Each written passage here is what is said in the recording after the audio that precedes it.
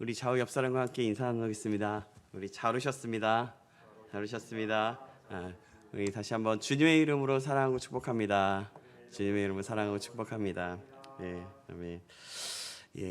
우리가 어떤 일을 하기 전에 우리는 항상 뭔가를 준비하게 됩니다.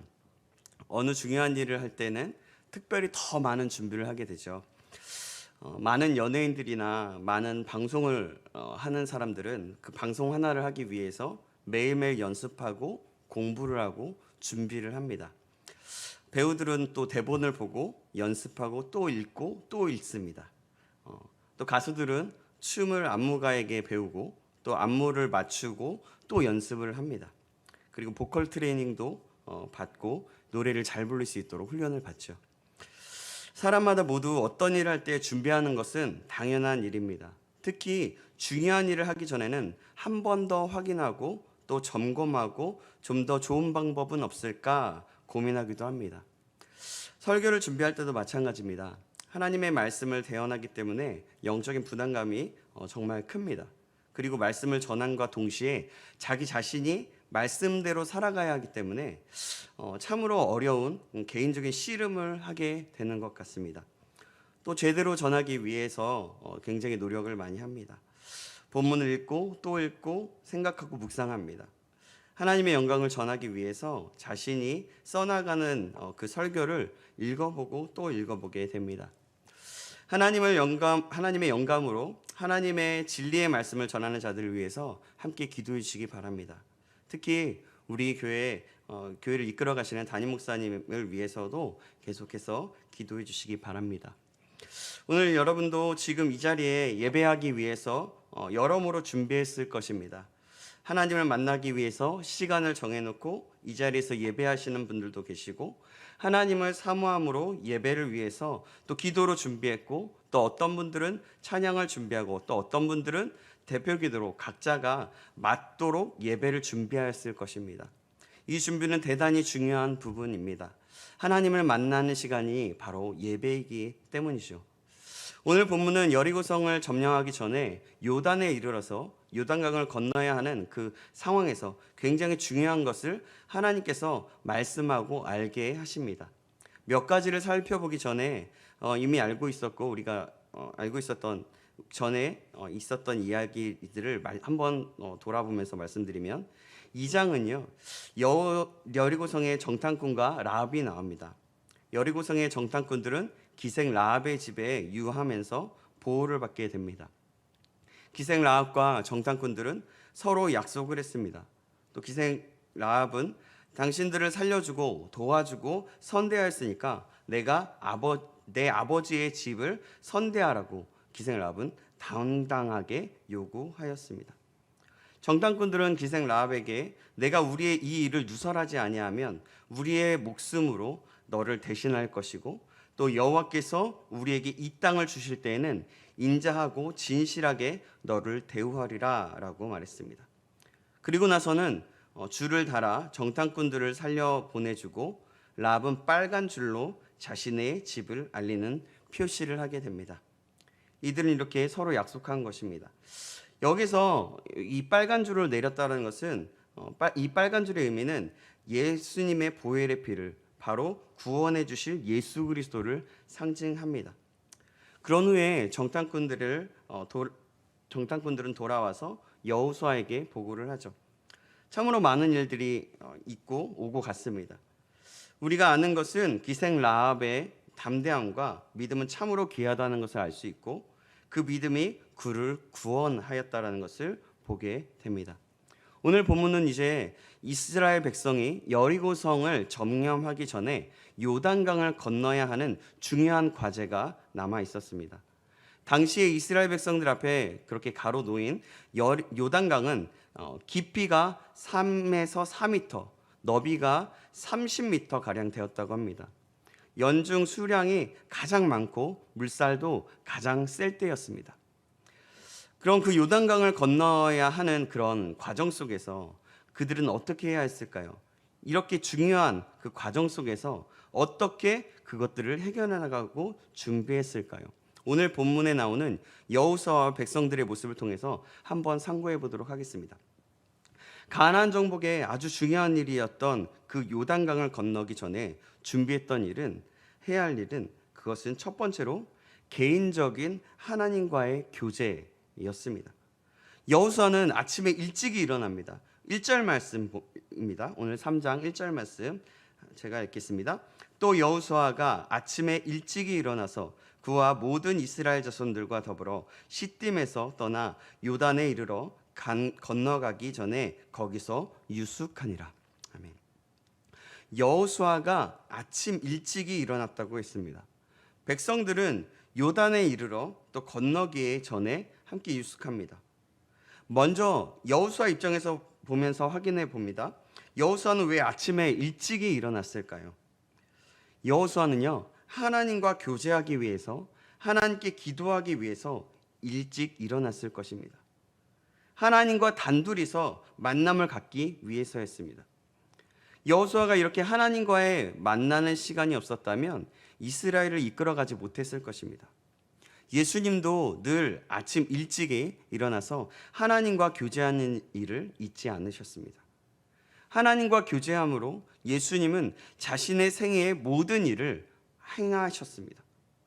예수님은 하나님의 아들이셨지만 하나님과 교제하는 일이 없었다면 아무것도 하시지 못하셨을 것입니다. 왜냐하면 하나님이신과 동시에 인간 세계에서 사시는 100% 인간이셨기 때문입니다. 여호수아도 마찬가지입니다.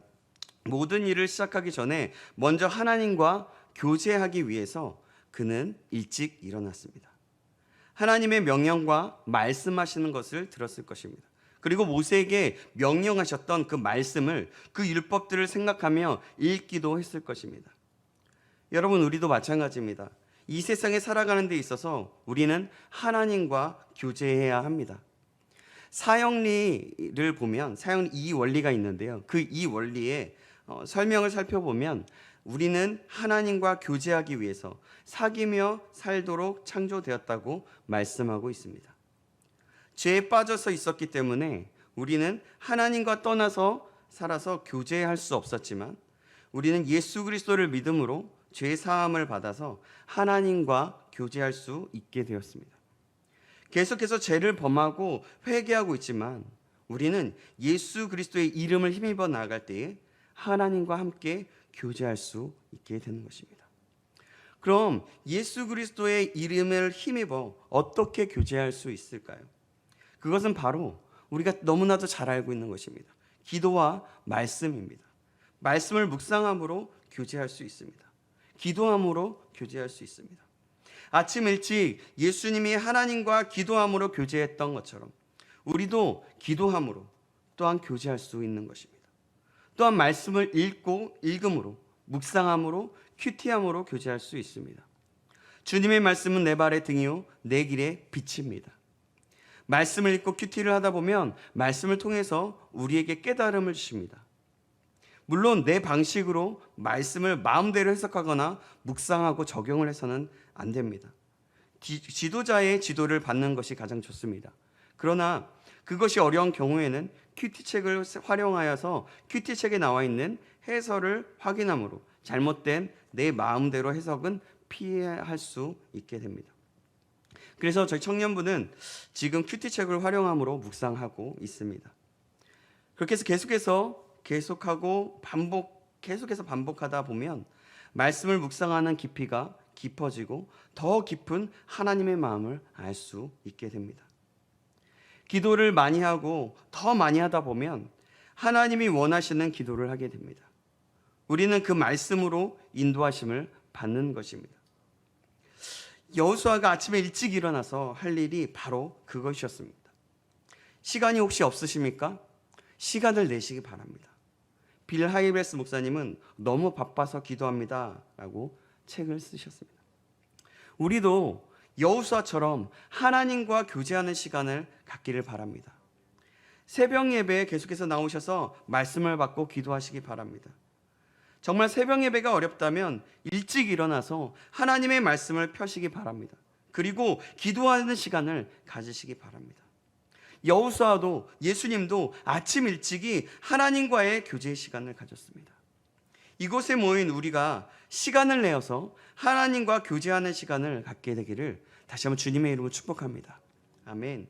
사실 여호수아가 한 행동은 요단을 건너가기 전에 이스라엘 전체가 함께 준비했던 것은 아니었습니다. 그가 리더로서 살아가면서 해야 할 일을 한 것입니다. 먼저는 하나님의 사람으로서, 하나님의 자녀로서 하나님과 교제를 한 것이고 이스라엘을 이끌어가기 위한 행동이었습니다. 우리는 여호수아의 모습을 통해서 크리스찬으로서의 하나님과 교제해야 한다는 하나님의 메시지를 받아야 합니다. 하나님과 교제가 없다면 우리의 신앙은 깊이 들어갈 수가 없습니다. 하나님과 관계가 없다면 우리는 하나님을 막연하게만 믿게 되어서 믿음을 잃기가 너무도 쉽습니다.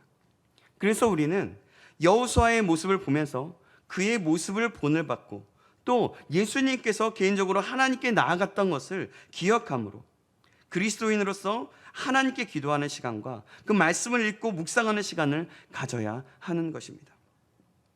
또 예배의 시간이 있어야 합니다. 그래서 우리가 계속해서 지금 이 자리에 여러분들이 나오신 것처럼 수요 예배에 나오시는 것이고 금요 기도에 나오시는 것이고 하나님의 말씀을 받고 기도하는 것이죠. 여러분, 예배는 그렇습니다. 찬양하고 기도하고 말씀을 들음으로써 하나님을 만나는 시간입니다. 함께 예배하기를 힘드시다면 개인의 예배라도 드리시기 바랍니다.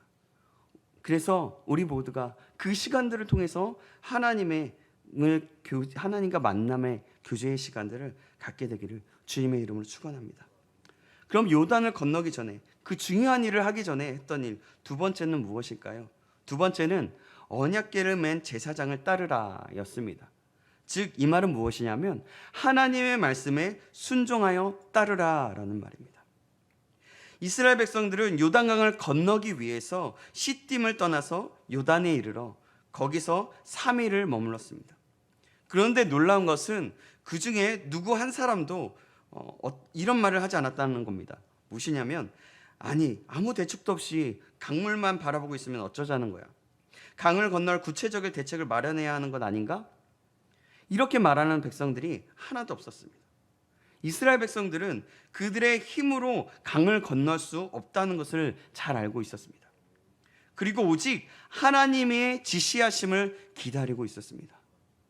이들의 신앙을 보면 참으로 대단한 모습을 볼 수가 있습니다. 얼마나 여러분 귀한 신앙입니까? 광야의 그 40년의 그 연단 끝에 이스라엘은 이런 믿음을 갖게 되었던 것입니다. 그렇게 강가에서 3일을 머문 후에 하나님께서는 명령하십니다. 오늘 본문 2절과 3절 말씀입니다. 제가 읽겠습니다.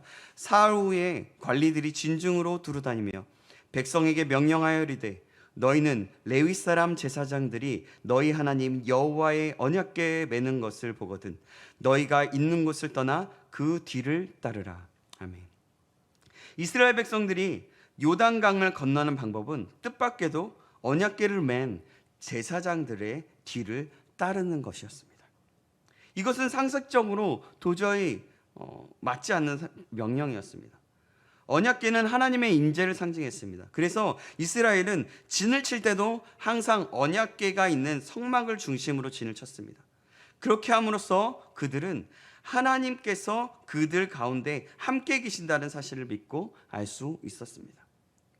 이스라엘은 행진할 때도 언제나 언약궤를 앞세우고 따라갔습니다. 그것은 그들이 하나님의 인도하심을 따라 길을 가는 것을 의미했습니다. 이번에 요단강을 건너는 것도 역시 마찬가지였습니다. 그들은 언약궤를 앞세우고 뒤따라감으로써 하나님의 인도하심을 따라가고 있었던 것입니다. 특히 언약궤에는 10계명을 기록한 돌판들이 들어 있었습니다. 그러므로 언약궤를 보고 따라간다는 것은 또한 하나님의 말씀을 따라간다는 뜻이기도 합니다. 우리가 앞이 안 보이는 인생길을 걸어가는데 말씀으로 인도하심을 받는 것이 반드시 필요합니다. 우리는 말씀을 지속적으로 들으며 묵상해야 합니다.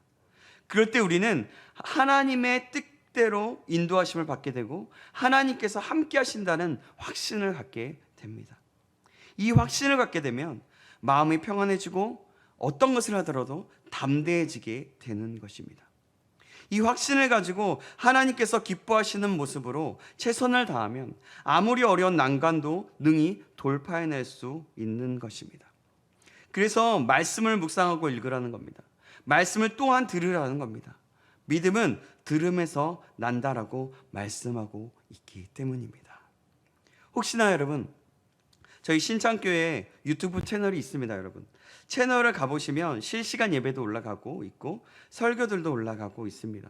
여러분, 혹시라도 말씀을 들을 기회를 찾는다면 계속해서 그 유튜브 채널을 구독하시고 보면 그렇게 들으면 우리가 도움을 받을 수 있습니다.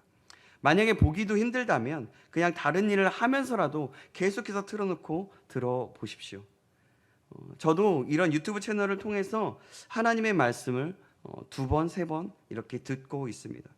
말씀으로 들으며 나아갈 때 하나님의 인도하심을 받을 수 있게 되기 때문입니다. 그리고 확실한 믿음을 갖게 되기 때문입니다. 여러분 기억하십시오. 아무것도 보이지 않는 인생길을 가는 법, 도저히 넘을 수 없는 장벽을 돌파해 나가는 방법, 가장 중요한 일을 하기 전에 할 일은 하나님의 말씀을 굳게 붙잡고 하나님의 인도하심을 받으며 나아가는 것입니다. 이렇게 나아가는 성도들은 반드시 승리하게 되어 있습니다. 저와 여러분이, 우리 모두가 이렇게 하나님의 인도하심을 받게 되기를 다시 한번 주님의 이름으로 축원합니다. 아멘. 그럼 요단강을 건너기 전에 해야 할 일, 가장 중요한 것을 앞두고 해야 할 일, 세 번째는 무엇일까요? 세 번째는 자신을 성결하게 하는 것입니다. 5절 말씀입니다. 5절 말씀 제가 읽겠습니다. 여호수아가 또 백성에게 이르되 너희는 자신을 성결하게 하라. 여호와께서 내일 너희 가운데 기이한 일들을 행하시리라. 아멘. 여기서 성결하다라는 단어는 원어로 보면 말하자면 카도시라는 단어를 쓰고 있습니다. 어원의 뜻을 보면 의식적으로나 도덕적으로 성결하다, 또 성결하게 하다, 성결하다고 선언하다, 또는 성결하게 지키다, 성결하게 지정하다, 성결하게 명하다, 성결하게 구별하여 바치다라는 뜻을 가집니다. 굉장히 많은 뜻을 가지죠. 오늘 말씀에는 자신을 성결하게 구별하여 바침으로 준비하라는 그 뜻으로 쓰여져 있습니다. 하나님께서는 성결하라, 거룩하라고 우리에게 명령하셨습니다. 레위기 19장 2절 말씀입니다. 제가 읽겠습니다. 너는 이스라엘 자손의 온 회중에게 말하여 이르라. 너희는 거룩하라. 이는 나 여호와 너희 하나님이 거룩함이니라. 아멘. 여호수아는 하나님과 교제를 하고 나서 하나님의 명령을 들었을 것입니다. 그리고 백성들에게 말합니다. 스스로 성결하라 라고 그렇게 명령을 내립니다. 가나안 정복을 앞두고 요단강을 건너야 하는 이스라엘 백성들에게 보면 이 상식적으로 보면 전혀 맞지 않아 보이는 또 하나의 명령이었습니다. 넘실대는 요단강가에서 이스라엘 백성들이 듣기 원하는 말씀은 강을 건너는 방법이었을 것입니다. 그런데 강을 건너는 것과는 전혀 상관도 없어 보이는 엉뚱한 말씀, 우리 인간적으로 이상적으로 생각해 볼 때 엉뚱한 말씀들이 그들에게 전해졌습니다. 그것은 뭐냐면 너희는 스스로 성결케 하라 였습니다. 왜 하나님께서는 이렇게 맞지 않아 보이는 명령을 내리셨을까요?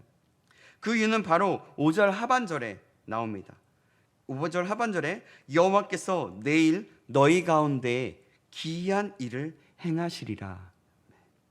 하나님께서 임재하셔서 놀라운 일을 행하시겠다는 것입니다.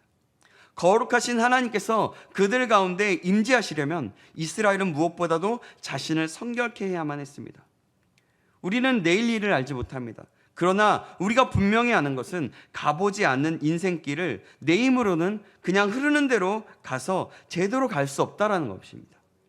하나님께서 함께해 주셔야만, 하나님께서 도와주시고 능력을 베풀어 주셔야만 아직 지나보지 못한 그런 길, 요단강을 건너야 하는 그런 인생길을 능히 돌파해 나갈 수 있습니다. 그런데 하나님께서 나와 함께 하시려면 우리가 하나님의 뜻대로 거룩하게 살아야 하는 것입니다. 하나님께서 이스라엘 백성들에게 요단강을 건너기 전에 앞서 스스로 성결케 하라고 명령하신 이유가 바로 여기에 있습니다. 그래야 하나님께서 그들 가운데서 놀라운 일을 행하실 것이기 때문이었습니다. 이것은 오늘 우리에게도 마찬가지입니다. 하나님께서 우리에게 가장 먼저 요구하시는 것은 성결입니다. 거룩입니다. 그런데 우리는 당장 우리에게 직면한 문제에 대한 그 해결책을 듣기 원합니다. 하나님, 사업에 문제가 생겼습니다. 어떻게 하면 좋겠습니까? 해결책을 보여주시옵소서. 그러면서 하나님께 기도합니다. 그때 그러면 하나님께서는 이렇게 대답하십니다. 너는 스스로 먼저 성결하게 하라. 우리가 하나님, 자녀가 말썽을 부리고 속을 썩입니다. 우리 부모님이 부모님답지가 않습니다. 어떻게 하면 바로잡을 수 있습니까? 도와주세요 라고 기도하면 하나님께서는 이렇게 대답하십니다. 너는 스스로 성결케 하라.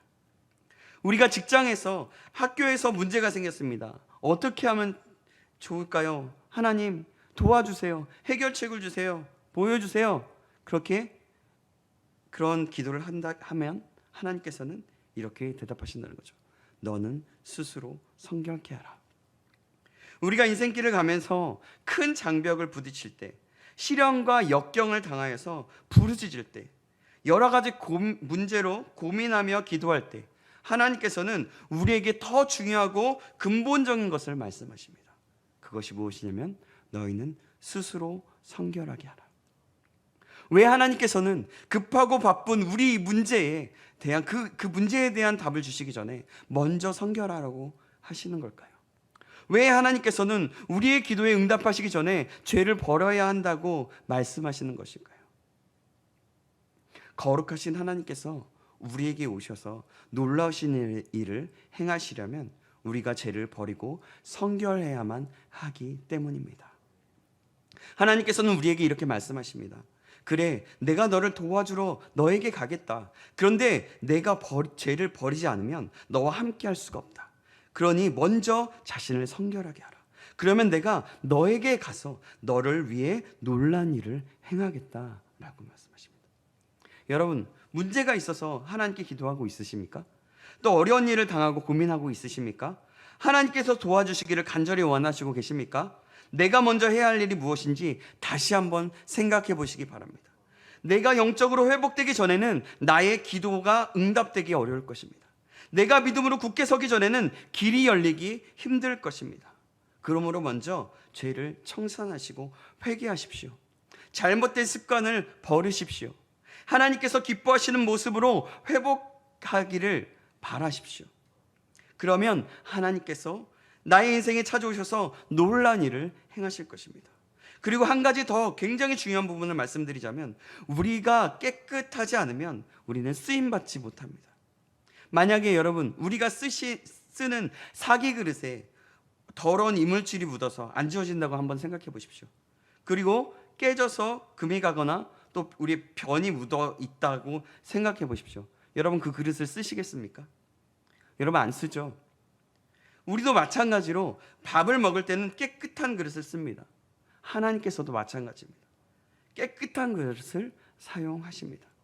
하나님은 거룩하게 구별되고 성결한 자를 통해서 일을 하십니다.